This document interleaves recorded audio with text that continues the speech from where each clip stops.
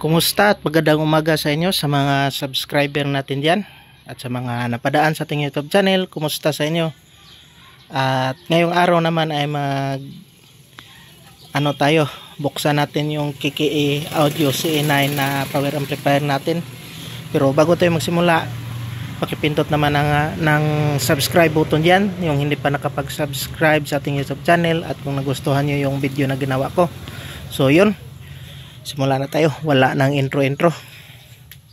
So ito po yung mukha ng KKE CA9. So wag kalimutan mga boss. O yan mga boss.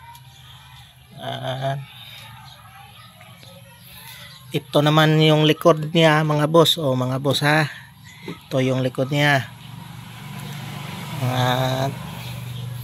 So wala na tayong intro. Buksan na natin to. At ito siya.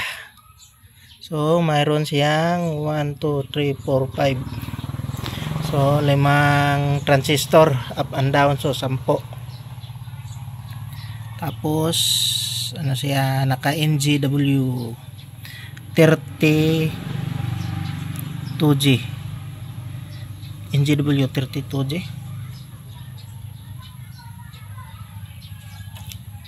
So yan.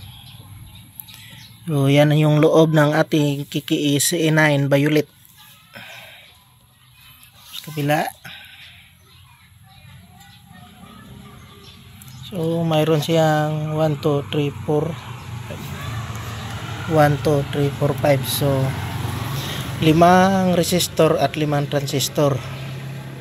So yan. Ito yung power supply niya.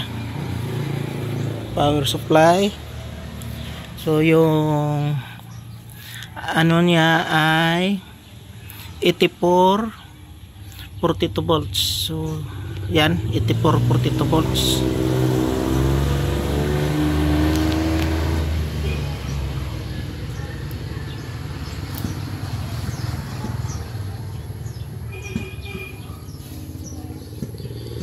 At yan ang ating KKE Audio CA9 Violet. So sa halagang 11,800. So yan yung mukha ng ating KKE Audio. So yun, salamat sa pag-subscribe. Salamat.